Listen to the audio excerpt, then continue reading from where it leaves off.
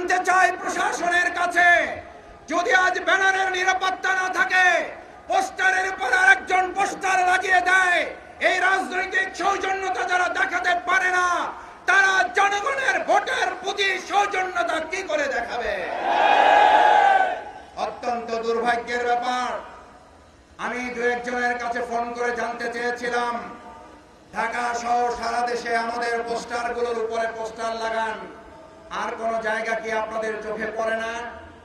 একজন হাসতে হাসতে তাদেরই লোক বলেছিল, মাসুদ ভাই কি বলবেন, দুঃখের কথা, দলে তো এখন কর্মী নাই, ভাড়াটে সন্ত্রাসী এবং কতিপয় টোকাই শ্রেণীর লোক দিয়ে কাজগুলো করাতে হয়।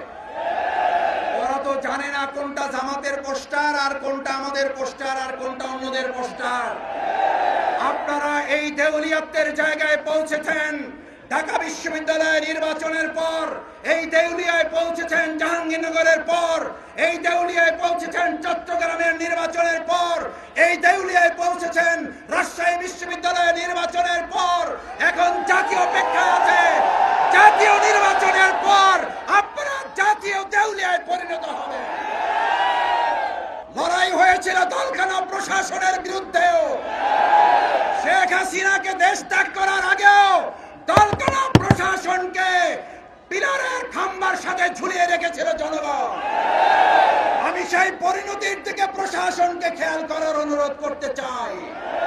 নতুন করে বাংলাদেশে আর কোন দলবাজ প্রশাসন তৈরি হোক, যারা নোয়াখালী প্রকাশ্যে মসজিদে কোরআন চর্চার উপর হামলা করার পর এখনো কাউকে গ্রেফতার করতে পারেন না, তারা জাতীয় নির্বাচন সুষ্ঠুভাবে করতে পারেন, দেশের মানুষ তা বিশ্বাস করে না। আপনাদের গোয়েন্দা তৎপরতা কোন জায়গায় পৌঁছেছে? একের পর এক জাতীয় গুরুত্বপূর্ণ স্থাপনায় অগ্নিসংযোগ হচ্ছে, দুর্ঘটনা ঘটছে। আমরা মনে করি বর্তমান সময়ে যারা আর নির্বাচনে ভালো ফল করতে পারবেন না বলে হতাশ হয়ে পড়েছেন, তারা সহ ফ্যাসিস্টদের কিছু প্রশাসনের অংশের সম্মিলিত তৎপরতায় এই কার্যক্রম হতে পারে বলে দেশবাসী মনে করে।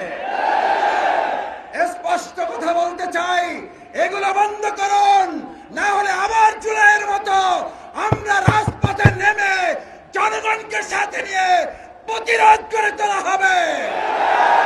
প্রতিবাদের আগুন